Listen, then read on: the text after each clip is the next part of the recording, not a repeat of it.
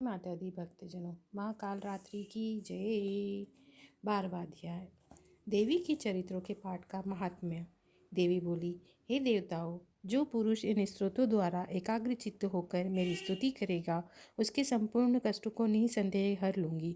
मधु के टब के नाश, महिषासुर के वध और शुंभ निशुंभ के वध की जो मनुष्य कथा कहेंगे, मेरे महात्म्य को अष्टमी चतुर्दशी नवमी के दिन एकाग्र चित्त होकर भक्तिपूर्वक सुनेंगे, उनको कभी कोई पाप न रहेगा। पाप से उत्पन्न हुई विपत्ति भी उनको न सताएगी। उनके घर में दरिद्रता न होगी और न प्रियजनों का बिछोह होगा। उनको किसी प्रकार का भय नहीं होगा। इसलिए प्रत्येक मनुष्य को भक्तिपूर्वक मेरे इस कल्याणकारक महात्म्य को पढ़ना सुनना चाहिए। मेरा यह महात्म्य महामारी से उत्पन्न हुए संपूर्ण उपद्रव को एवं 3 प्रकार के उत्पातों को शांत कर देता है। जिस घर व मंदिर में या जिस स्थान पर मेरा यह स्तोत्र विधि पूर्वक पढ़ा जाता है, उस स्थान के मैं कभी त्याग नहीं करती और वहाँ सदा ही मेरा निवास रहता है। बलिदान, पूजा, होम, महोत्सवों में मेरा यह चरित्र उच्चारण करना तथा सुनना चाहिए। ऐसा हवन या पूजन मनुष्य चाहे जानकर या बिना जाने करे, मैं उसे तुरंत ग्रहण कर लेती हूँ। शरद काल में प्रत्येक वर्ष जो महापूजा की जाती है, उनमें मनुष्य भक्तिपूर्वक मेरा ये महात्म्य सुनकर सब विपत्तियों से छूट जाता है तथा धन, धान्य, पुत्र आदि से संपन्न हो जाता है। मेरे इस महात्म्य व कथा इत्यादि को सुनकर मनुष्य युद्ध में निर्भय हो जाता है और महात्म्य के श्रवण करने वालों के शत्रु नष्ट हो जाते हैं। कल्याण की प्राप्ति होती है, उनका कुल आनंदित हो जाता है, सब कष्ट शांत हो जाते हैं तथा भयंकर स्वप्न दिखाई देना तथा घरेलू दुख इत्यादि सब मिट जाते हैं। बाल ग्रहों से ग्रसित बालकों के लिए ये महात्म्य परम शांति देने वाला है। मनुष्य में फूट पड़ने पर यह भली भांति मित्रता करवाने वाला है। मेरा यह महात्म्य मनुष्य को मेरी जैसी सामर्थ्य की प्राप्ति करवाने वाला है। पुष्प, अर्ध, धूप, गंध, दीपक इत्यादि सामग्रियों द्वारा पूजन करने से, ब्राह्मण को भोजन करा के, हवन करके, प्रतिदिन अभिषेक करके, नाना प्रकार के भोगों को अर्पण करके, प्रत्येक दान इत्यादि करके जो मेरी आराधना की जाती है, उससे मैं जैसी प्रसन्न होती हूँ, वैसी ही प्रसन्न इस चरित्र के सुनने से हो जाती हूँ। यह महात्म्य श्रवण करने पर पापों को हर लेता है, आरोग्य प्रदान करता है। मेरे प्रादुर्भाव का कीर्तन दुष्ट प्राणियों से रक्षा करने वाला है, युद्ध में दुष्ट दैत्य का संहार करने वाला है। इसके सुनने से मनुष्य को शत्रु का भय नहीं रहता। हे देवताओं, तुमने जो स्तुति की है या ब्रह्मा जी ने जो मेरी स्तुति की है, वह मनुष्यों को कल्याणमयी बुद्धि प्रदान करने वाली है।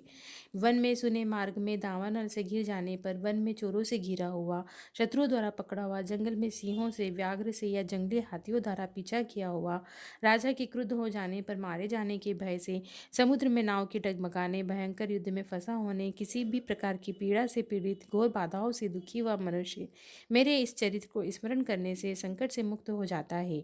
मेरे प्रभाव से सिंह, चोर, शत्रु इत्यादि दूर भाग जाते हैं और पास नहीं आते। महर्षि ने कहा, प्रचंड प्रकार पराक्रम वाली भगवती चंडिका यूं कहने के बाद सब देवताओं के देखते ही देखते अंतर्ध्यान हो गई और संपूर्ण देवता अपने शत्रुओं के मारे जाने पर पहले की तरह यज्ञ भाग का उपभोग करने लगे और उनको अपने अधिकार फिर से प्राप्त हो गए तथा युद्ध में देवताओं के शत्रुओं शुंभ निशुंभ के देवी के हाथों मारे जाने पर बाकी बचे हुए राक्षस पाताल को चले गए। हे राजन, इस प्रकार भगवती अंबिका नित्य होती हुई भी बार बार प्रकट होकर इस जगत का पालन करती है, मोहित करती है, जन्म देती है और प्रार्थना करने पर समृद्धि प्रदान करती है। हे राजन, भगवती ही महाप्रलय के समय महामारी का रूप धारण करती है और वही संपूर्ण ब्रह्मांड में व्याप्त और वही भगवती समय समय पर महाकाली तथा महामारी का रूप बनाती है और स्वयं अजन्मा होती हुई भी सृष्टि के रूप में प्रकट होती है। वह सनातनी देवी प्राणियों का पालन करती है और वह मनुष्य के अभ्युदय के समय घर में लक्ष्मी का रूप बनाकर स्थित हो जाती है तथा अभाव के समय दरिद्रता बनकर विनाश का कारण बन जाती है। पुष्प, धूप, गंध आदि से पूजन करके उनकी स्तुति करने से वह धन एवं पुत्र देती है, धर्म में शुभ बुद्धि प्रदान करती है। जय माता दी। 13वां अध्याय। राजा सूरत और वेश्य को देवी का वरदान। महर्षि मेधा ने कहा, हे राजन, इस प्रकार देवी के उत्तम महात्म्य का वर्णन मैंने तुमको सुनाया। जगत को धारण करने वाली इस देवी का ऐसा ही प्रभाव है। वही देवी ज्ञान देने वाली है। ब्रह्मा भगवान विष्णु की इस माया के प्रभाव से तुम और वह वैश्य अन्य विवेकी जन मोहित होते हैं, भविष्य में मोहित होते रहेंगे। हे राजन, तुम इसी परमेश्वरी की शरण में जाओ। यही भगवती आराधना करने पर मनुष्य को भोग, स्वर्ग तथा मोक्ष प्रदान करती है। मार्कंडेय जी ने कहा, महर्षि मेधा की बात सुनकर राजा सूरत ने उन उग्र व्रत वाले ऋषि को प्रणाम किया और राज्य के छिन जाने के कारण उनके मन में अत्यंत ग्लानि हुई। वह राजा वेश्य तपस्या के लिए वन को चले गए और नदी के तट पर आसन लगाकर भगवती के दर्शन के लिए तपस्या करने लगे। दोनों ने नदी के तट पर देवी की मूर्ति बनाई, पुष्प धूप दीप देवान द्वारा उनका पूजन करने लगे। पहले उन्होंने आहार कम कर दिया, फिर निराहार रहकर भगवती में मन लगाकर एकाग्र पूर्वक उनकी आराधना करने लगे। वह दोनों अपने शरीर से रक्त से देवी को बलि देते हुए 3 वर्ष तक लगातार भगवती की आराधना करते रहे। 3 वर्ष के बाद जगत का पालन करने वाली चंडिका ने उन्हें प्रत्यक्ष दर्शन देकर कहा। देवी बोली, हे राजन, अपने कुल को प्रसन्न करने वाले वैश्य, तुम जिस पर वर की इच्छा रखते हो मुझसे मांगो, वह वर मैं तुमको दूंगी, क्योंकि मैं तुम पर प्रसन्न हूँ। मार्कंडेय जी कहते हैं, यह सुन राजा ने अगले जन्म में नष्ट न होने वाला अखंड राज्य और इस जन्म में बलपूर्वक अपने शत्रुओं को नष्ट करने के बाद अपना राज्य पुनः प्राप्त करने के लिए भगवती से वरदान मांगा।